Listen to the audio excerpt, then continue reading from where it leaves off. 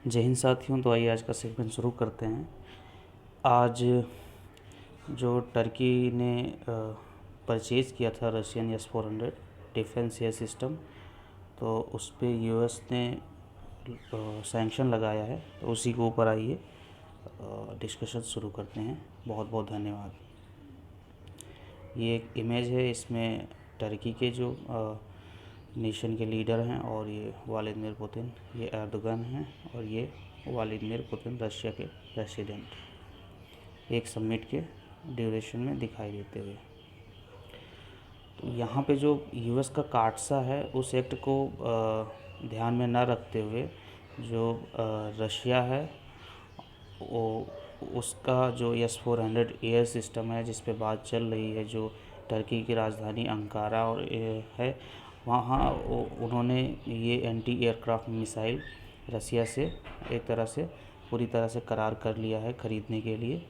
और ये यूएस का प्रेशर था भी, लेकिन जो टर्की के डिफेंस इंडस्ट्रीज़ इस्माइली देमिर हैं, उनका कहना है कि जो अंकारा है वो यूएस के सैंक्शन से एक तरह से उसको एक तरह से उसके दबाव में नहीं आएगी और अपना मिलिट्री या वॉरहेड ख़रीद रही है उसको ख़रीदेगी, क्योंकि उसका सिक्योरिटी का इशू है।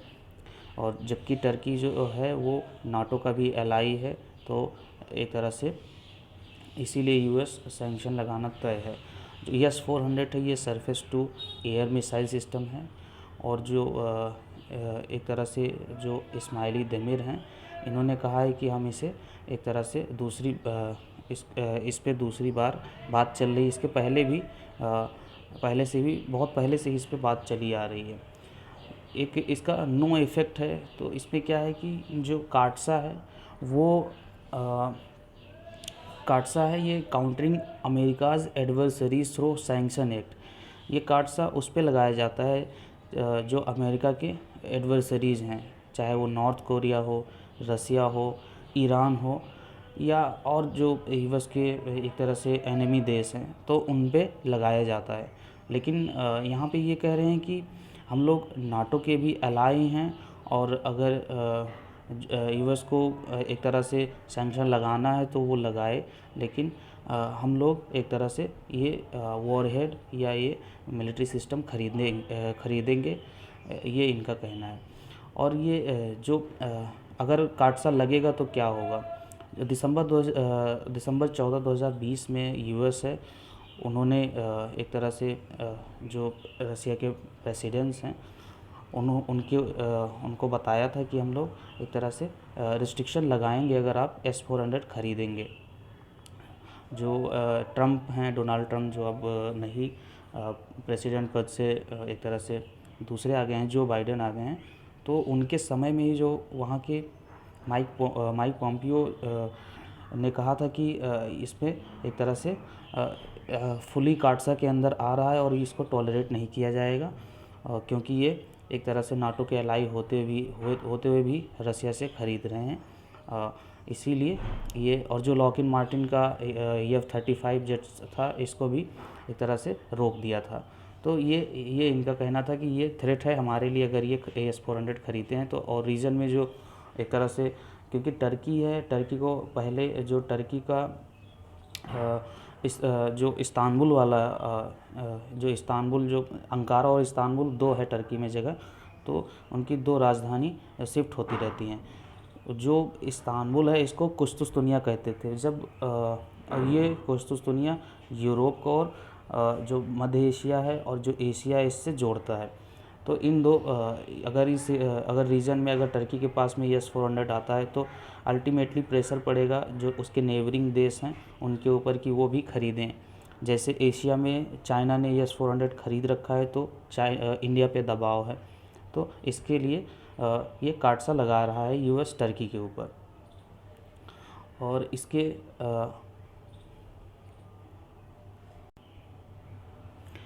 इसके अलावा जो थ्रेटनिंग सैंक्शन है उसमें क्या है, अगर जो S-400 है, ये जो वॉशिंगटन है यूएस की जो एक तरह से कैपिटल सिटी है, बहुत बड़ी सिटी है।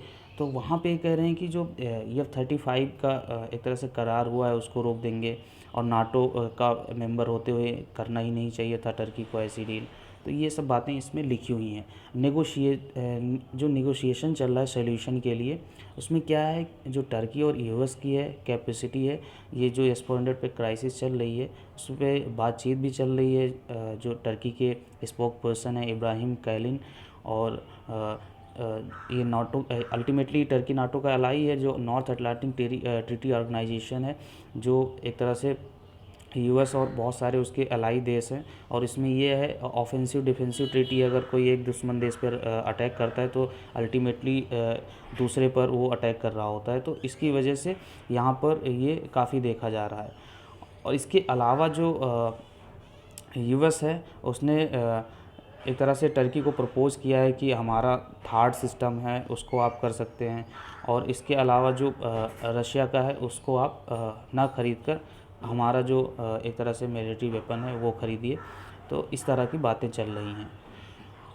जो डील है वो कौन लेड कर रहा है, तो जो अंकारा है, जो टर्की की कैपिटल है, उसने एक तरह से यूएस को रिफ्यूज़ किया है कि जो हमारी मिसाइल सिस्टम है ये हम अपने आप एक तरह से ख़रीदेंगे, इसमें किसी भी बाहरी देश की उसमें वो नहीं होगी, इन्फ्लुएंस नहीं होगा।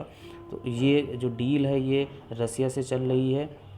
2017 में ही साइन हो गया था, जैसे इंडिया भी एक तरह से साइन कर चुका है, और इंडिया एक तरह से ख़रीद रहा है। तो उस सिस्टम में रसिया का जो ये एक तरह से वॉर हेड है, ये 2.5 बिलियन में डॉलर में टर्की ने इसको ख़रीदने के लिए एक तरह से करार किया है। और ये एक एंटी एयरक्राफ्ट मिसाइल सिस्टम है, और इसमें एक तरह से डिफेंस मिसाइल सिस्टम है 2 बटालियंस के लिए। और ये एक तरह से प्रोडक्शन और ट्रांसफ़र में टेक्नोलॉजी दोनों रसिया से करार हुआ है। तो ये चीज़ें हैं इसमें। इसके अलावा जो डिफेंस डील है वो टर्की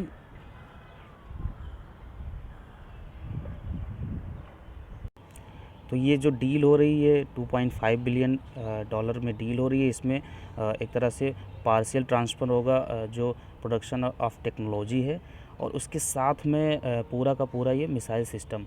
आगे आइए देखते हैं जो डिफेंस डीलिंग है इसमें। S-400 ये जुलाई 12 2019 से, क्योंकि 17 में साइन हो चुका था। एक तरह से कोई भी वेपन कोई दूसरी कंट्री खरीदती है तो उसके लिए एग्रीमेंट होते हैं, तो वो सारा जो एक तरह से पेपर वर्क हो ही गया था, और अब फाइनली जाके ये लास्ट एक तरह से डीलिंग हो रही है।